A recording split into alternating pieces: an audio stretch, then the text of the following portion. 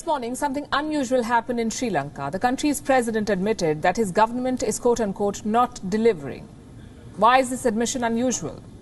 Just look at the man who's making it. Gotabaya Rajapaksa, Sri Lankans call him the Terminator. The 71-year-old has a reputation of being unapologetic. He has dominated Sri Lankan politics for decades. He started his career as a ruthless military commander, crushed the Tamil separatist movement and reportedly turned a blind eye to war crimes. Today he's admitting to his government's failures, acknowledging that he has let his people down. Allow me to quote what he said. The people may have a sense of displeasure towards me and the government for not delivering as they expected. I accept that. Not only me, but all ministers and members of parliament should accept it. This is the president speaking. How would you perceive the statement? Owning up to your failures is a rarity in politics. So what made President Rajapaksa say this? Well, it's hard to say at the moment, except for what we know. Sri Lanka is going through a rough patch. The economy is under considerable stress. The GDP has contracted. Foreign reserves have fallen. The currency is losing its value. The credit rating has hit a record low. And the debts are mounting.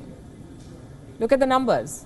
Since Rajapaksa assumed office, Sri Lanka's foreign reserves have fallen. They've gone from $7.5 billion in November 2019 to $2.8 billion in July 2021. The Sri Lankan rupee has lost more than 20% of its value against the dollar. In August 2019, it was selling at 216 against the dollar. As of October 2021, it was selling at over 230. This weakening of the currency has made repayment of loans more costly. Sri Lanka has to repay 2 bonds in foreign currency debt. A bond of $1.5 billion is due next year. Another worth $1.25 billion is due in 2023. There's no guarantee the country will be able to meet these deadlines.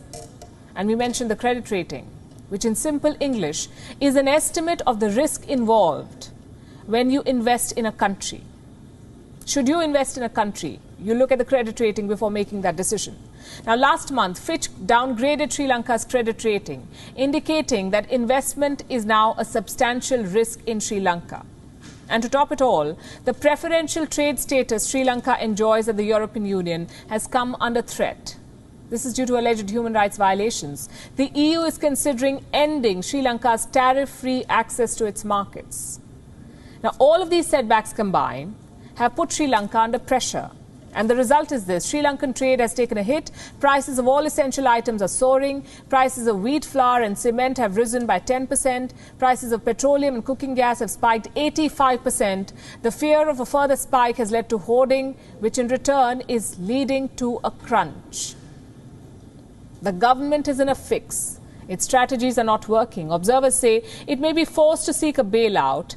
It may have to turn to the IMF for another loan.